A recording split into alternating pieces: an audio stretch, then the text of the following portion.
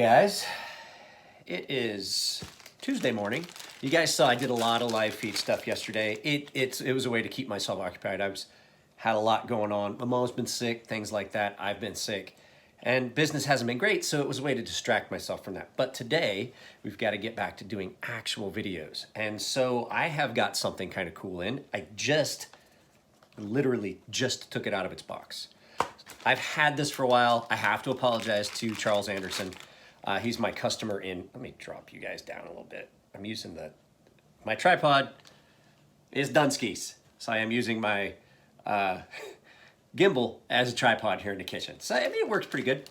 But at any rate, Charles Anderson had this sent to me a while back. This is the copper natrix. Now there was a bunch of stuff on this. This was a big deal. There was a lot of people that was really looking forward to this. And we'll get into my thoughts on it here in a minute.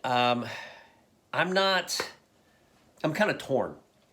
It is a comfortable little knife, but we'll get into my things about it. So yeah, we'll turn it around and take a look. But what you've got here, this is copper handles, basically a subframe lock.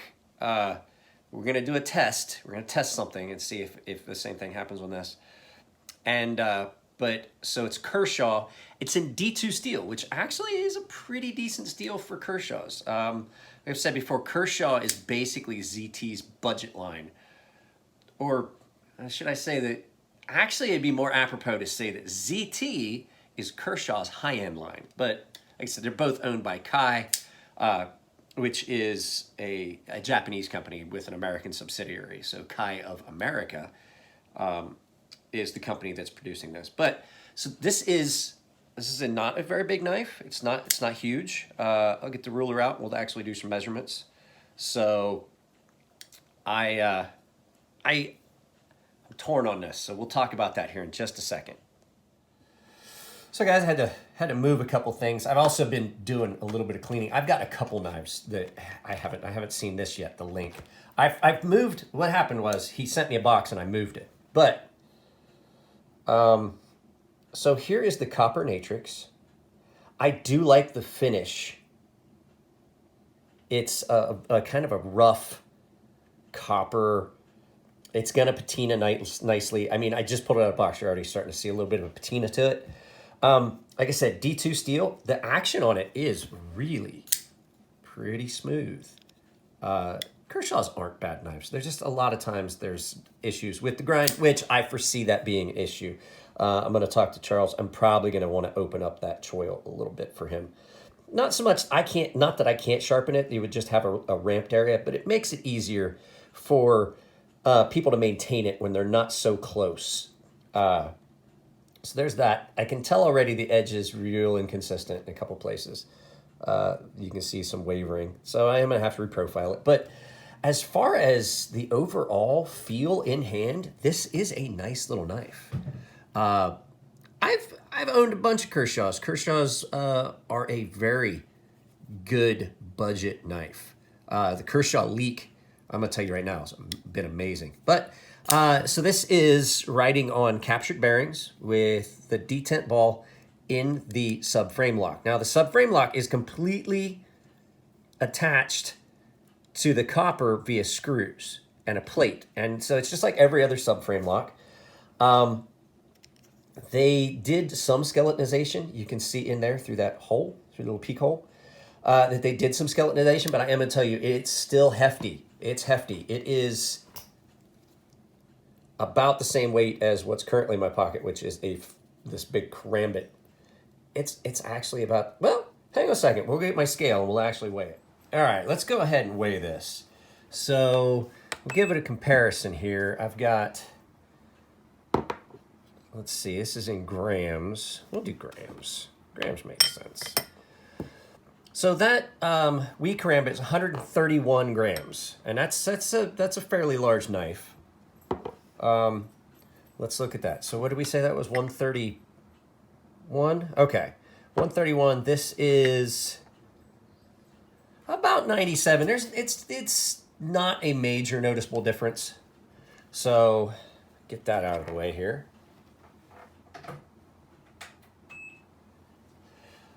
So what you're looking at is, I mean, this is just, it's a natrix.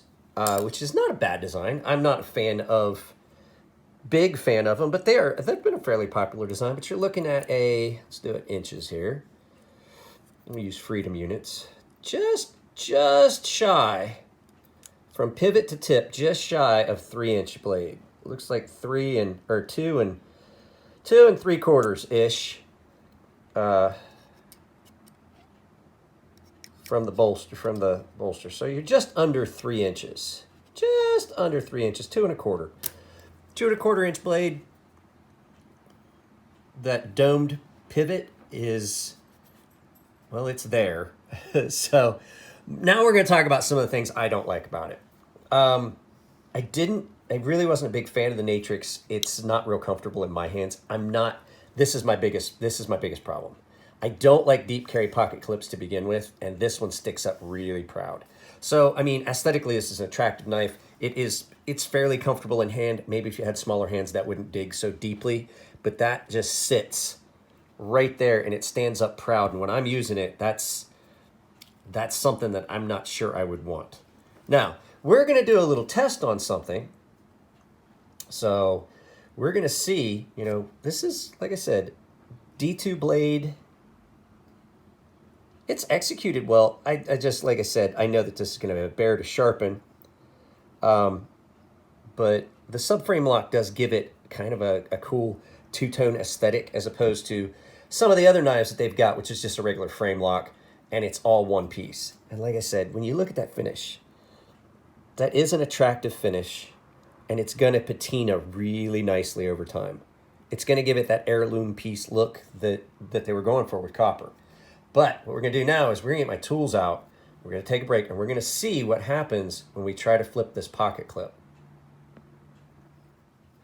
All right, guys, this is going to be pretty standard. We're just going to pull the pocket clip off. It is a T6 drive. Steel hardware. T6 drive here. We're going to pull that off. Now, while that is off, we're going to do a quick test and see. You lose, yeah, see? You lose some detent tension. There's no detent tension. And so what they don't tell you is that it's set for reversible, but if you take these screws out and you flip this, you lose your lock bar tension on your subframe lock. There is no detent anymore. So there settles that. That's my major contention. I wanted to see. I saw David Blade Banter. If you guys don't follow Blade Banter, you definitely should. He's got really good content. His channel's growing. David is Blade Banter. We did an interview at Blade Show West, like my first ever actual interview that wasn't conducted by the police. So basically, once you take that screw out, once you take these screws out for this pocket clip, you're looking at a problem with your detent. You don't have any lock bar tension. Now let's see. Did I get it right? Is it back down tight like it should be? We'll see. Get this lined up here. So now, looks like our lock bar tension is back. And it's still not perfect. I might have to take a look at it and see if I did anything wrong here, but one of these screws might need to be, they might have one screw that's longer than the other. We'll see. We'll try swapping these screws. But yeah, once you take that pocket clip off, there is no lock bar tension, no detent. It just goes off. Let's see. Which one is it that is causing the issue? I believe it's this forward one.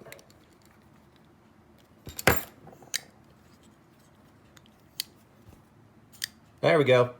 So yeah, there it is. You lose your lock bar tension when you disconnect that. So let's see, is there anything else that you can do? Huh.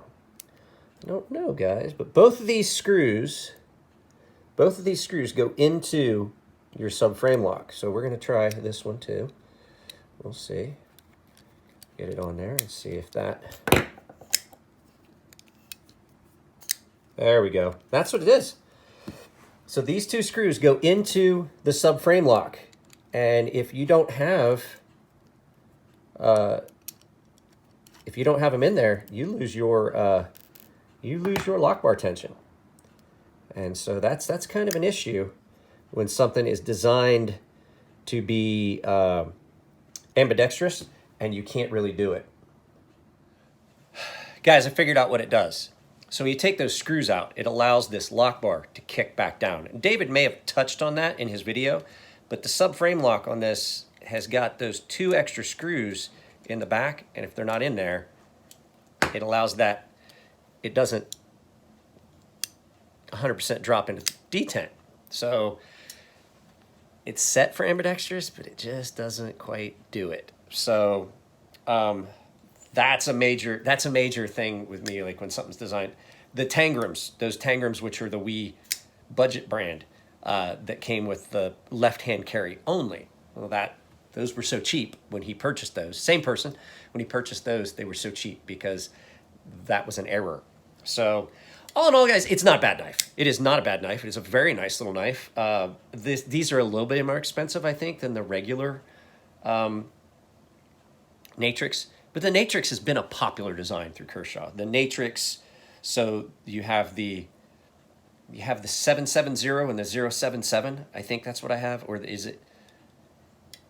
Yeah, it's either the 077 or the 770, which is the 2 natrix models, which basically is, this is a 7006. Have I got it wrong? At any rate, they number their things. So the natrix from ZT has a different nomenclature. The one from ZT has got some different options available. So yeah, guys, the copper natrix, it's probably not something I would purchase, but it's not, when it comes down to it, not a bad knife at all, with the exception of a couple minor little things. It needs a finger choil. It definitely needs a finger choil. Or not a finger choil, but the choil needs to be opened up. There we go. I finally got it all lined up. So if you take the pocket clip off this, you're going to have to play with it a little bit, and you're going to have to lift up on the lock bar and get it back in place and then tighten your pocket clip back down. So you can't carry it ambidextrous. You're just not going to be able to. It's just not going to work. So with that being said, guys, that is the copper natrix. Like I said, if you guys like the videos, give them a thumbs up. If you don't like them, give them a thumbs down. I haven't really done anything with this to give you any more of this. Is like a first impressions video. There's plenty of people that have been carrying these. But like I said, thumbs up or thumbs down. If you don't like the videos, give me a reason. Just let me know so I know what to change, because I want this to be, I don't want people leaving and things like that. And usually when people leave, they like rage quit. And I can't figure out what I'm doing that make people rage quit. And then I was like, I'm done with you. And I'm just unsubscribing. I was like, I don't know what to tell you. So if you want to support my daughter's ice skating, the link is down below. It'll be down below in the description. So guys, I'm still not feeling 100%. I felt great yesterday. I feel a little bit worse today, but I'm going to try and get some of this video stuff done that I've been promising you. And that, what is it? That Marfione Full Custom. I know there was a guy that said that he would pick it up if it was available, like last Friday. He was unable to, so that knife that I'm selling for Matthew is still available. I will be posting that up on Instagram. So you guys, I had fun. Yesterday was amazing. All the live feeds were great. If you want to support the channel, Patreon link will be down here. And then there'll be a link up here for you to watch a video that YouTube thinks you like, and then there's a subscription button here. So most of you guys are already subscribed. You guys take it easy. Probably going to be more than one video today if I get a chance to shoot and edit and everything. So you guys take it easy, and I'll see you next time.